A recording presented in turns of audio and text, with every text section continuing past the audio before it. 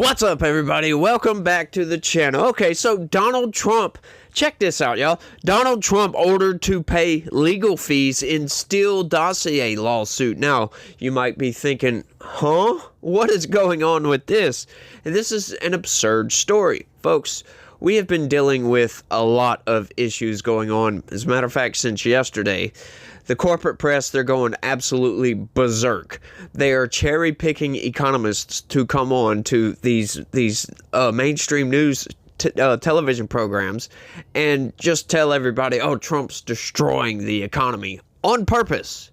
We've heard this from these people. He's destroying the economy on purpose. Well, you got to filter through a lot of the noise on that, folks. You got to filter through a lot of the noise. Once again, think about it. These are the same very people that say everything Donald Trump does is for himself, right?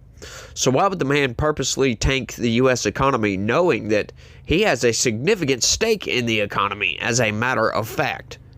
I'm just saying. Just think about that for a second.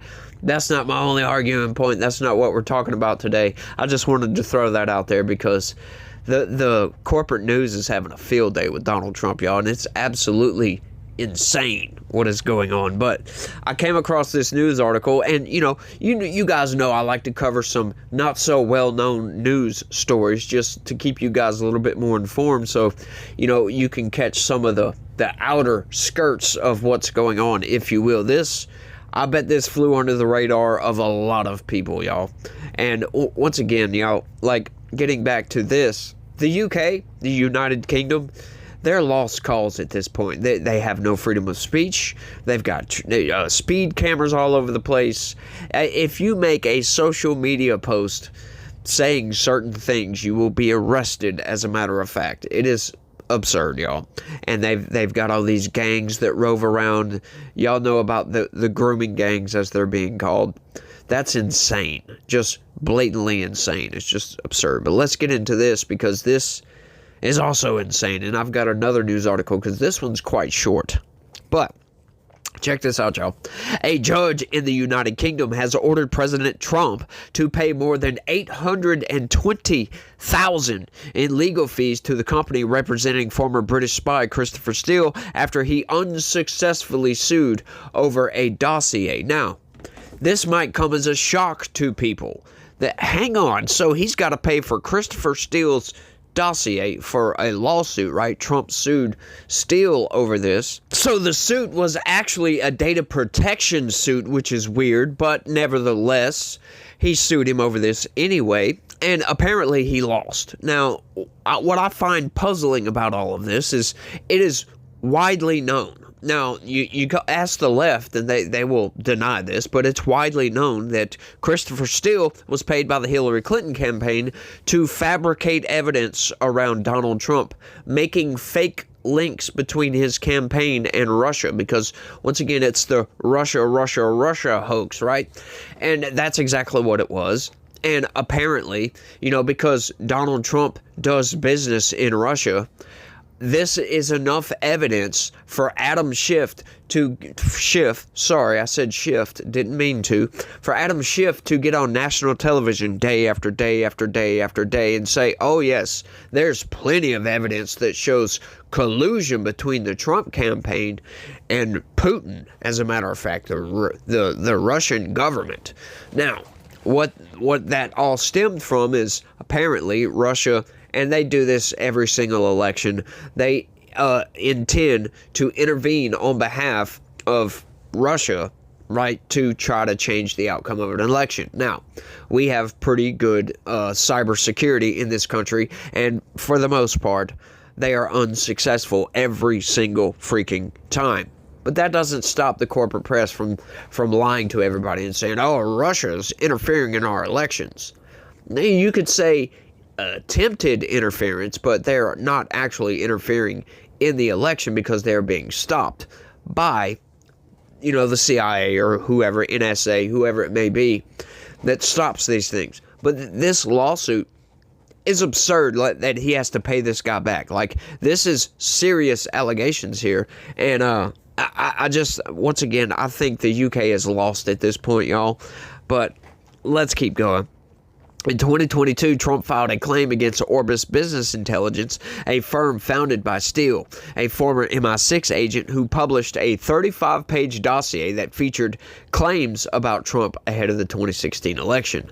Notice the inconsistencies in reporting on this. A lot of times, anytime Trump makes a claim, right, the corporate press, they'll always say, oh, it's an unfounded claim, or he says this without evidence. Well, how come they didn't do that for this? They were completely unfounded claims of Russian collusion. Just saying, biased reporting much? Trump argued the company violated British data protection laws and that he suffered a personal and reputational damage because of the claims. Now, if anybody knows anything about the Russian collusion hoax, right, he absolutely did suffer because of that. I mean, who isn't going to suffer when the American media, in its entirety, they used their entire full force to go after Trump on this? And it was day after day after day after day of, Trump is a Russian spy. Some people even got on news and saying he's a Soviet spy, for crying out loud. It's like, what? Sure. This is all like damaging to his reputation. Of course. This entire thing. This is what the American media does. They are there to tarnish the opposition's reputation. This is all they do. So these claims that Donald Trump is making here are well-founded in reality. And if he would have went to court in the United States on this, I imagine he would have won. Just easily won. Handily won. However, in 2024, London judge Karen Stein tossed out the case because there are no compelling reasons to allow the case to go to trial. The dossier claimed Trump had been compromised by Russia's security service and said the now president took part in sex parties in St. Petersburg, the Associated Press reported. Once again, they failed to mention that these are unfounded claims, or they didn't mention anything about them making these claims without evidence. I find this all suspicious as hell. Well, not really. I'm being a little bit facetious on that because we know that the media, they're going to do everything they can to try to damage the reputation of Donald Trump. And they're doing a pretty good job here. Stein has now ordered Trump to pay the costs for Orbis. I'm just say Orbis's lawyers, which the president has said has been set outrageously high. Sorry about that, y'all. Trump failed to pay the first installment, and a hearing was set to decide for him to pay the full bill. Judge Jason Rowley said Trump must now pay more than $820,000 with interest accruing daily at 12%. Accruing daily.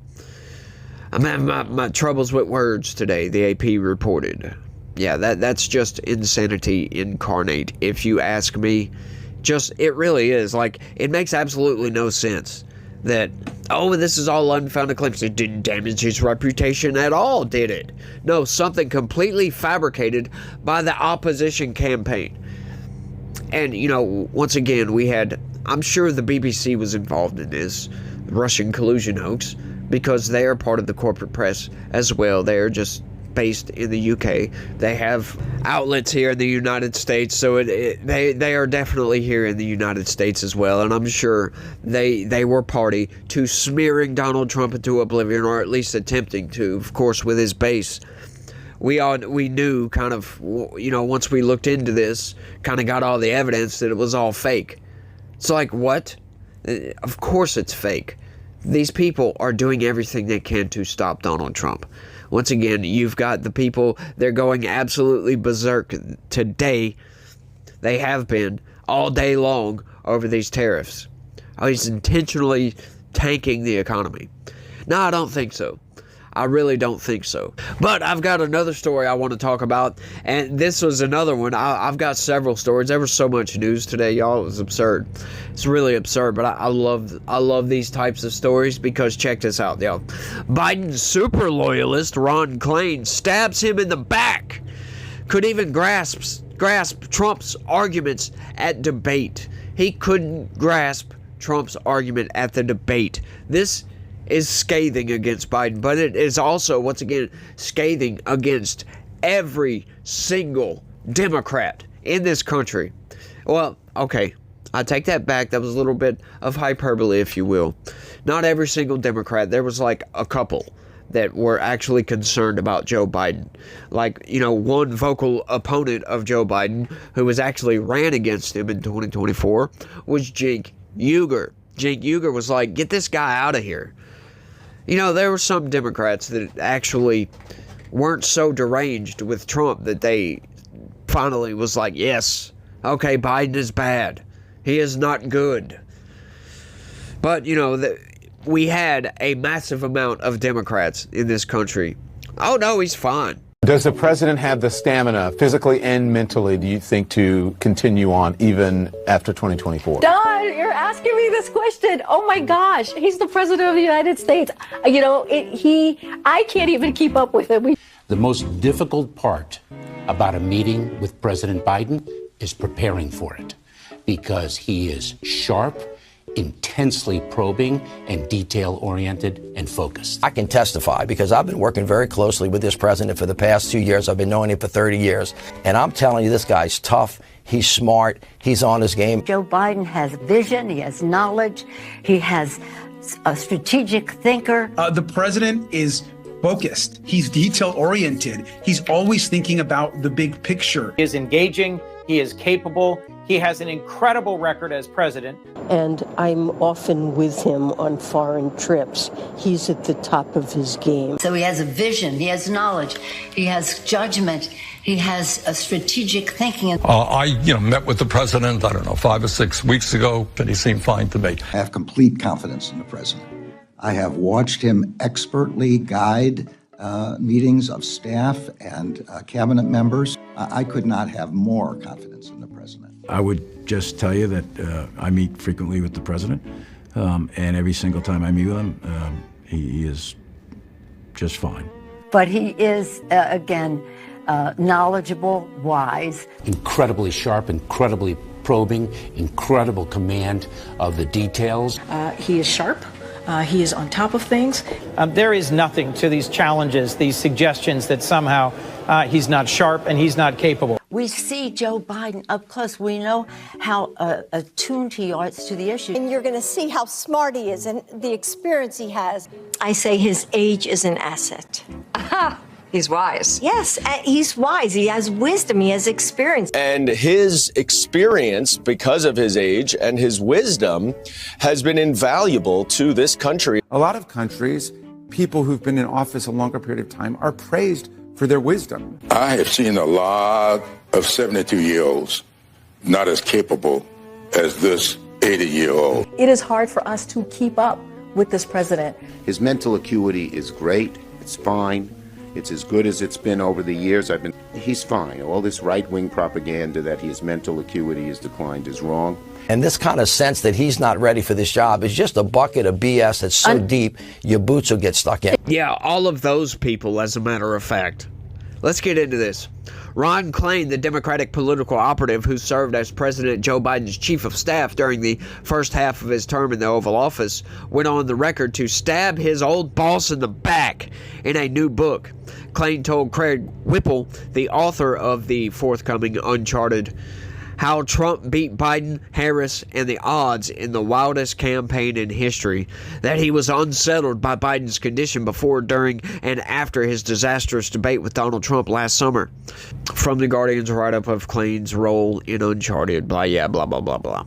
That this is an excerpt from that, as a matter of fact. According to Klain, it turned out that Biden didn't know what Trump had been saying and couldn't grasp what the back and forth was, left preparation, and fell asleep by the pool, obsessed about foreign leaders, saying, these guys say I'm doing a great job as president, so I must be a great president. Didn't really understand what his argument was on inflation and had nothing to say about a second term other than finish the job. That's absurd, y'all. That really is absurd. And none of these people came forth to say. But what's so funny about this is, oh, they're just now coming out, right? Like, this is so absurd on its face. Like, these people need to be shamed into exile, as a matter of fact, not just into oblivion. Because you can come back from oblivion, in case you guys didn't know that. You can absolutely come back. I've done it several times, right? I've been obliterated and come back from being obliterated before. Like, I know that's not quite the same thing as oblivion, but you kind of get the analogy there, right? But these people kept telling us over and over and over again that Biden's fine. He's a dynamo in the background. We assure the American people. They stole the vote in the primary process. These people took the Democratic apparatus and used it in full force to stop other Democrats from running against Joe Biden. Knowing all of this information, once again, before, during, and after the debate, right? All this took place just months before. Do you think Joe Biden went from a dynamo in the background to severe cognitive decline over the span of a couple months? No, of course not. Most Republicans were saying this before he even got elected. We can see. We can compare some of his speeches to 10 years ago, 5 years ago, 15 years ago, whatever years ago it may be. And we can tell he's got cognitive decline. He's going downhill. He's too old for the job. And then as time drug on, it became more and more and more apparent. And these people did not say anything. This is the biggest scandal, I think, personally. This is one of the biggest scandals in American political history, at least for the Democrats. Because, hiding this information, attempting to hide this information. We had the corporate press involved. All of the corporate press outlets were involved in this, which is absurd. How can these people live with themselves on a daily basis? They blame Trump for everything that's going on right now. They absolutely are. It is their fault. Absolutely their fault. Because if they would have come out and said something 2023 before Biden even attempted to run, right? Maybe we could have got the Nancy Pelosi, Chuck Schumer, and what's his name? I forget the George Clooney combo to come and tell Biden not to run for a second term. Get somebody else who is cognizant of their own mental faculties, for crying out loud. Like seriously. Like somebody. Like Dean Phillips, for crying out loud. Dean Phillips would have been a phenomenal candidate. I talk about this guy all the time.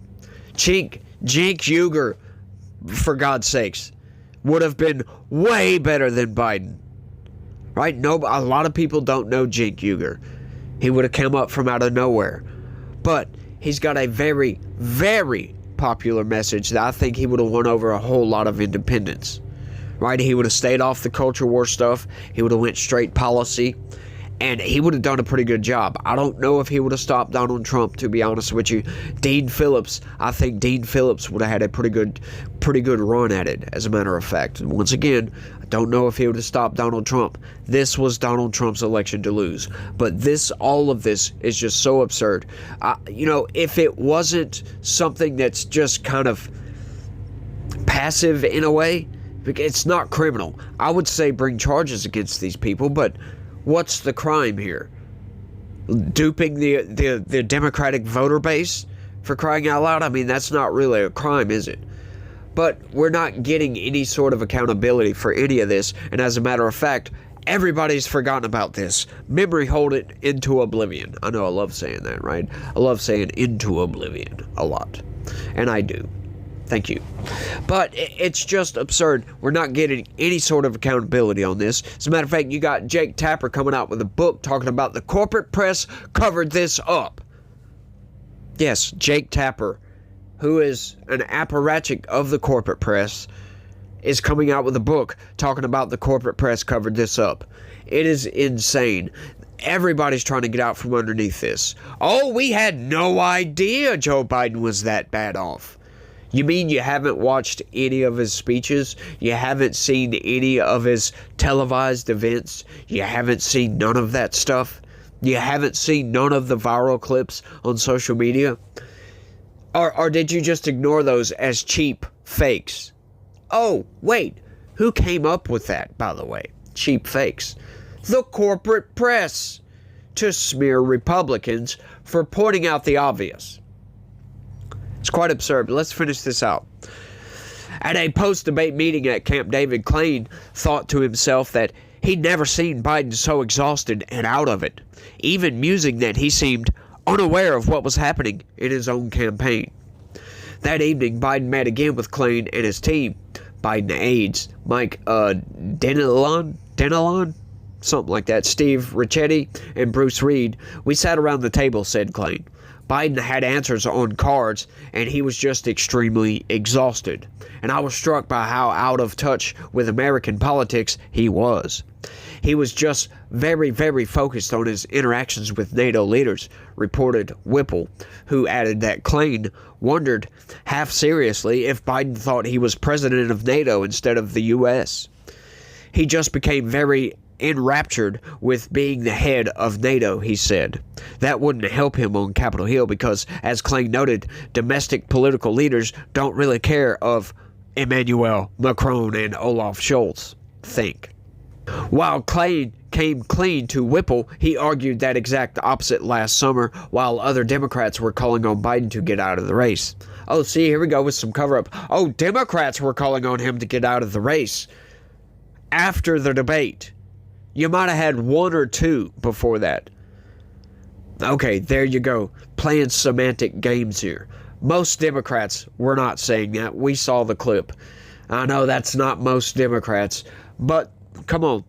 You think people memory hold all this? Do you think people just forgot that all these Democrats could... Like, once again, the corporate press they're trying to cover this up, y'all. They always do. They always just back one side, and that's it. It's always Republicans evil, and Democrats are angels. After liberal columnist Jonathan Chait, I guess that's how you pronounce that, published an article making the case for ditching Biden, Klain chided him, submitting, I think the best way to put out the fire is having someone who has successfully defeated the threat previously and dismissing the pundits who always bet on verbally gifted opponents. After Biden did eventually drop out of the race, Klain fumed online. Now that the donors and electeds have pushed out the only candidate who has ever beaten Trump, it's time to end the political fantasy games and unite behind the only veteran of a national campaign. Our outstanding VP at Kamala Harris, wrote Klain on X. Let's get real and win November. Once again, y'all, like, did anybody think that Kamala Harris was a good candidate? Seriously. I know a lot of people voted for her, but from the Democrat standpoint, who else do you have? Seriously. Do we really think that 70 million Democrats are going to vote for Jill Stein? No. As a matter of fact, no. They didn't have anybody else. Of course they're going to vote for Kamala Harris. That is not an excuse as to she's a good candidate. As a matter of fact, it's not. So they just dropped the ball totally, and everything that's going on right now is their fault. As a matter of fact, I don't know. I can't really say that with all sincerity, I guess, because, you know, like I was saying earlier, this was Trump's election to lose. If he lost this one, it's like, wow, you dropped the ball, Trump. You really did. But he won handedly, by the way. He shifted 87% of the country toward him, as a matter of fact, which is absurd on its face. He won all 7 freaking swing states, which hasn't been done in a while. Right? It has been done several times before, but, you know, what's her name? I forget her freaking name. Rosie O'Donnell said that Trump is the first candidate in history to win all 7 swing states. Now she's an election denier. Put her in the old MAGA base over there, which is funny, which is freaking hilarious. But getting back to the point, like Kamala was just the worst candidate. Seriously. Like, I had serious questions. I really didn't think they was going to put Kamala Harris up. Like, if Joe Biden were to drop out, I did not think Kamala Harris was going to go up. I really thought that at the DNC they were going to choose somebody else. Like, Michelle Obama kept saying no, no, no, no, no. She would have probably beat Trump, to be honest with you. How popular she is, she would have probably beat Trump, in all honesty, which is insane to say. But she's just that popular. She would have won a lot of independents. She was one of these people, like I was saying, Cenk Uygur would have done, would have took the strategy, if you will, of staying away from the culture war stuff and just pushing policy. I mean, seriously, she had a good backup because most Democrats venerate Obama at this point, even though he killed several American citizens. Which is insane. They just forget that. Once again, you know, that memory hole over there is quite big at this point. It sucks up all kinds of stuff. Memory hole is kind of like a black hole, except with your memory. It just sucks everything in.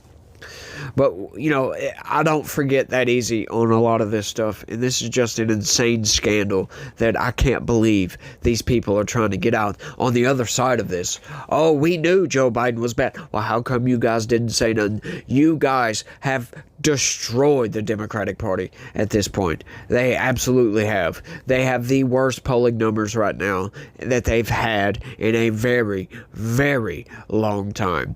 The Democratic Party used to be respected, but now it's a joke. It's a shell of what it used to be. It has gone way too far left. It's trying to drag the entire country with it, and we are kicking and screaming, refusing to go. What's crazy about it is, you know, Trump's popularity. I saw a Rasmussen poll earlier thinking that, you know, after all these tariffs and all this scare stuff that, you know, his polling numbers are going to go down.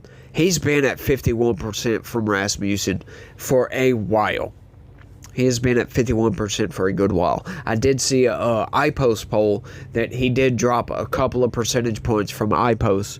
But once again, you know, those polls, they're just so skewed a lot of times. Rasmussen, I trust, right? Like, if you've been keeping up with polling, Rasmussen, over the past, I guess, 10 or so years since I've started looking at polls ever, going back, look at some statistical data, they have been the most accurate polling place, and they are really accurate. Not only accurate, but precise, too. That's a big differentiation, if you will. You know, being accurate and precise. In other words, you know, like hitting the target and hitting what you wanted to hit, right? Where you wanted to hit it, in other words.